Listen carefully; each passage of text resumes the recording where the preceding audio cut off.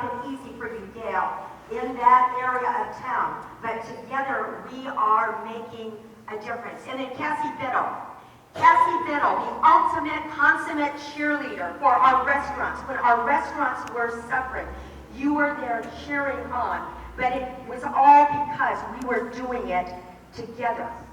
So today, the city of Bakersfield, I'm just a warm-up act for Christian Clay. The city of Bakersfield commits to working together for that clean, secure, and welcoming downtown. But Christian, can we do it alone? You know, I thought we brought you here because you're going to fix everything in our community. But it is because together we're going to do it.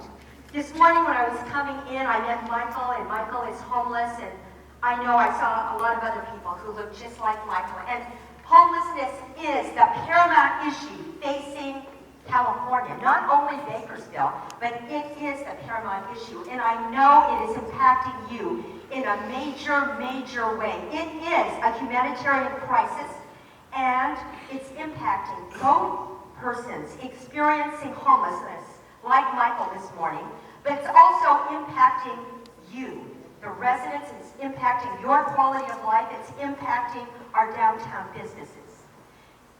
As we talked before, homelessness is very, very complex. And the people who call me up and they say, Mayor, if only you would, I kind of know that they don't get it at all because of the complexity. It's going to take many, many different approaches. We've already implemented some of those, and you're going to hear more of those from Christian this morning. But there is no if only you would because of the complexity. We do not, as a community, have to choose one or the other. It's not that we have to say we are going to be friends to the homeless only, or that we are only going to be advocates for our business people. We believe, as the city of Bakersfield, we could do both. It is not acceptable when you arrive in the morning and there's human feces in front of your doorstep. That is not acceptable at all, and we need to do something about that. It's not acceptable when at Rosemary's you have to replace your window 4 times because a rock has been thrown through and the person has only taken popcorn. But do you think the person who took popcorn or defecated in front of your door is in his or her right mind? Do you think they made that choice because they intentionally want to do that? And I am thinking that the answer is no. We have a mental health crisis that we must address. We have done a lot in terms of getting people into housing. We've doubled. Is that right, Christian?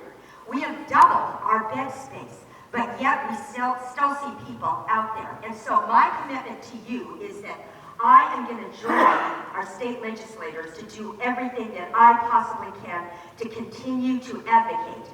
And every time I get on with the big city mayors, which is once or twice a week sometimes, talking about this homeless crisis, we are advocating for that. And I think they're getting tired of hearing me say, we have to work to find an alternate place for homeless persons and persons who are suffering from severe addiction. And that is my commitment to you. Last Wednesday, I was on a press conference with 4 other mayors advocating for increasing funding to come to our cities that will be flexible enough for us to be able to address, to do what we need to do, and we know that we need to make a difference in homelessness and in those persons who have severe addiction. But again, it's going to take all of us together. Christian is going to tell you what we're doing. But what I am asking us to do here is to join together. To join together in doing whatever it is that we can. We will commit as a city to do whatever we can. Danielle, you just brought in some signs. Would you just come up here? One thing that is not helpful, and you wanted to go around that way, somebody just grabbed that sign from Danielle, who's my wonderful, wonderful assistant. It is not helpful. Sometimes we have great hearts and we want to give something to homeless persons. The best thing that we can do, all of us, is to connect them to the right services where people can help them. Thank you so much, Dixie. The best thing that we can do is to connect them to services, not give them money. You know, once in a while, You have to do what you have to do. But we do have these signs that are available in the lobby that says, handouts don't help. Help local agencies provide services. And you can text a number here, and the number at this point takes you to a place where you can make whatever donation, whatever you would have given to that person. But let's get them connected to an agency. On Saturday morning at 5:55, I got an email from a business owner that said, there's a woman out here. You are our last hope. Please help this elderly woman. So I went there on Saturday morning and I talked to her, and I'm going to call her Gloria. I said, Gloria, I did everything that I knew how to help a person. But in the end, she would not accept services from me. I contacted Flood Bakersfield and our mental health services. Flood went out there, they're very experienced, and Gloria would not accept services. But on Sunday, the Flood team went back, and Rosalina, who comes out of homelessness, made a connection with her, and she accepted services. And today, she is where she can be getting help. Prior to this, the convenience store owner told me she is sitting here eating food, defecating in the same place, and sleeping. That is not a way. But that is not a way for her, nor is it a way for the business owner. But together, by making the right phone calls, reaching out to the right agencies, we together can make that difference. So that is what I'm asking you to do. We have made progress. Some of you know a woman who stays at 18th and I, and I'm going to call her Sophia. You all really know her real name. Have you noticed she's no longer there? Thank you to Flood Bakersfield, to all of you who have reported, who have attempted to get her connected. She is now connected to services.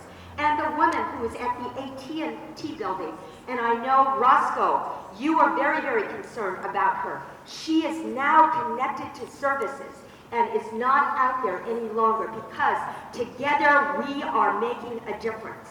So I invite you to take those signs, and today let's remember the words of Mother Teresa. What I do, you cannot do, and what you do, I cannot do. The needs are great. I know the needs are great. But none of us, including me, can ever do great things. But we all can do small things with great love. And here's the word again. It's come back. It's your word, Melanie. And together, we can do something wonderful. So as Christian comes today, I think we're going to have to see something else before that. But as he comes today, let's remember, the city of Bakersfield is here for you. We are going to be there for you. But it's going to take all of us together to make